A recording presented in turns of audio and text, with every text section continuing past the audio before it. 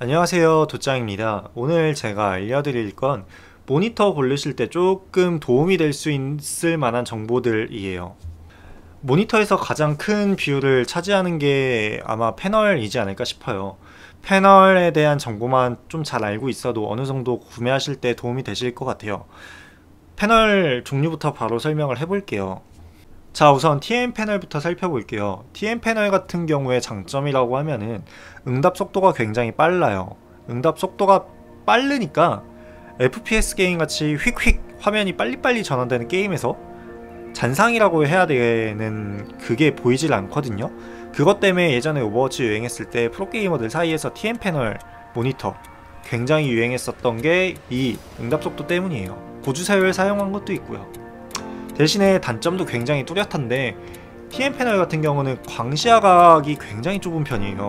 이걸 이제 모니터 정면이 아닌 상하 좌우에서 봤을 때 색감의 표현이 정확하지 않고, 또한 뭐 색감 같은 경우에도 요즘 패널 같은 경우는 많이 개선이 됐다고 하는데 색감 IPS 패널이나 VA 패널에 비하면 굉장히 안 좋습니다. 다음으로는 IPS 패널이 있습니다. IPS 패널 같은 경우에는 굉장히 넓은 광시야각을 가지고 있어요. 대부분이 178도의 광시야각을 가지고 있고요. 응답 속도 또한 나쁘지 않아요.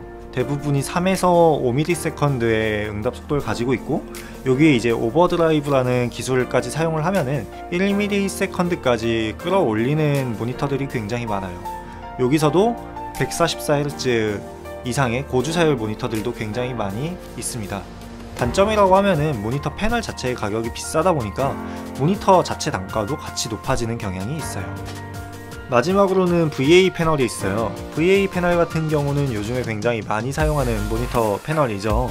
가격도 적당하고 명암의 표현비가 굉장히 좋아요. 3000대1, 요즘에는 막 5000대1까지 나오는 모니터 패널이기 때문에 굉장히 게임에서도 좀 많이 사용하고 있는 편이에요. 응답 속도가 나쁘다고는 하는데 FPS에 엄청 민감하시거나 FPS만 하시는 분들이 아니고서는 이걸 크게 막 느끼시기는 좀 힘들 거라고 생각을 해요. 어차피 밀리세컨드 단위이기 때문에 화면이 휙휙 전환되는 게 아니고 어느 정도 스무스하게 전환되는 화면에 있어서는 단점보다는 장점이 훨씬 많은 모니터 패널이라고 생각을 해요. TN 패널 보시다가 이 VA 패널 영상을 보면은 와, 진짜 색감이 미쳤는데 이 얘기가 저절로 나오는 패널입니다. IPS나 VA 패널 구매하시는 분들께서는 무결점 정책을 꼭 보고 구매하셨으면 좋을 것 같아요.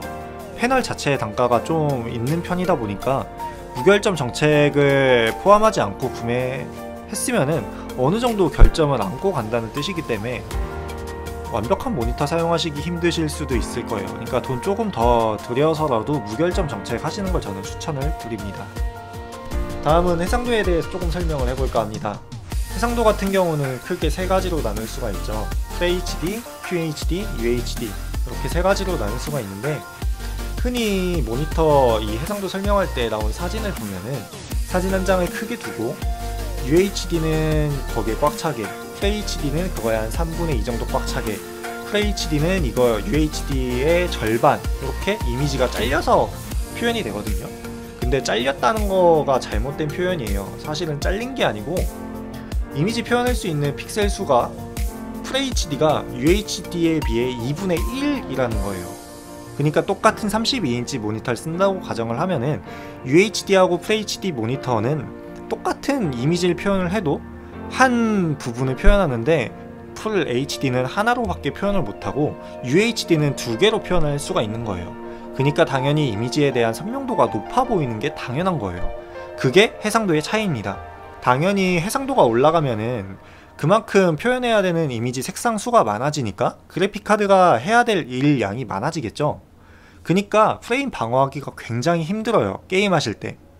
단적인 예로 FHD 모니터 같은 경우는 144Hz 유지하기가 굉장히 쉬운데 4K 모니터 갖다가 게임을 하면은 100Hz는 무슨 60Hz 유지하기도 솔직히 좀 힘들거든요. 그렇기 때문에 그래픽카드나 본체 사양이 어느 정도 좋지 않으신 분들한테는 4K 모니터가 굳이 필요가 없어요. 어차피 다 쓰질 못해요.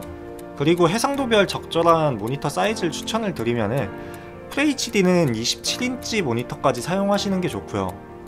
QHD는 27에서 저는 32인치까지가 적당하다고 보고 그 이상은 그냥 4K 사용하시면 됩니다. 32인치 중에 FHD 모니터 굉장히 많은데 이거는 물론 사람마다 조금씩은 틀리겠지만 조금 거짓말 보태서 픽셀이 보인다고 하잖아요. 그게 진짜 좀 보여요. FHD인데 32인치 모니터인 경우는. 이거는 제가 백날 설명하는 것보다 게임방 같은 데나 뭐 모니터 이렇게 전시해 놓는 곳 가서 한번 보시는 게 눈으로 확실하게 느끼실 수 있을 거예요. 그 다음은 응답 속도에 대해서 조금 얘기를 해볼까 해요. 응답 속도는 대부분 모니터 스펙을 표기할 때 GTG라고 하는 용어로 표기가 되어 있고요. 단위는 밀리세컨드를 사용하고 있어요. 요 응답 속도가 뭐 하는 녀석이냐면은 쉽게 얘기를 해보면 모니터 왼쪽에 자동차가 있고 이게 오른쪽으로 움직인다고 한번 가정을 해볼게요. 실제로 모니터 안에서 자동차가 움직이는 게 아니고 이 화소가 깜빡깜빡 하면서 자동차가 움직이는 것처럼 보이는 거잖아요. 근데 이 화면, 즉 픽셀이 꺼졌다 켜졌다 하는 시간이 이 응답 속도를 얘기하는 거예요. 그러니까 이 응답 속도가 느리면은 이전 명령이 남은 채 아직 다 꺼지기 전에 이게 켜져 버리니까 잔상이 남는 것처럼 보이는 건데 일반적인 사용자분들은 5ms나 1ms나 다 거기서 거기처럼 보이는 게 거의 맞으실 거예요. 이게 응답 속도이고 이걸 이제 조금 더 보완해주는 게 오버드라이브라는 기술인데 컴퓨터에서 오버클럭이라는 거 해보신 분들은 알겠지만 모르시는 분들도 계실 테니까 오버클럭이 뭐냐면 단순히 CPU에 그냥 전압을 많이 때려 넣어서 더 높은 클럭으로 동작을 하게 만들어주는 건데 이것도 똑같아요. 모니터에 오버드라이브라는 기술을 걸면은 더 많은 평균으로 잡아놨던 그 수치보다 좀 더 많은 전력을 집어넣어서 모니터가 1ms를 응답 속도를 낼 수 있게 강제로 오버를 시켜주는 거거든요. 이 기능 같은 경우는 1ms 만들어주니까 와 이거 무조건 키면 좋은 거 아니야? 라고 생각하실 수가 있어요. 거의 대부분 다 이렇게 생각을 하고 켜고 사용하실 거예요.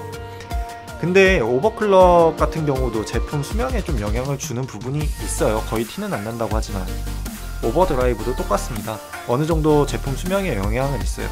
물론 이걸 얘기할 때 제조사에서는 제품 수명하고 오버드라이브에는 아무 연관이 없다고 하는데 그거는 한번 사용자분들이 좀 잘 판단을 해보셨으면 좋겠습니다. 과연 평균치보다 더 높은 전력을 넣는 건데 이게 수명하고 상관이 없을지는 소비자분들이 판단을 하시면 될 것 같아요. 자, 이번에 1편은 여기서 마무리하도록 하고요. 다음에 2편에서는 주사율이나 딴, 프리싱크나 G싱크 같은 부가적인 기능 같은 거에 대해서 좀 이야기를 해볼게요. 영상 봐주셔서 감사하고 부족한 부분이 있으면은 댓글에 좀 넣어주시면은 제가 그 댓글 고정하든지 아니면은 2편 만들 때 추가해서 넣도록 하겠습니다. 감사합니다.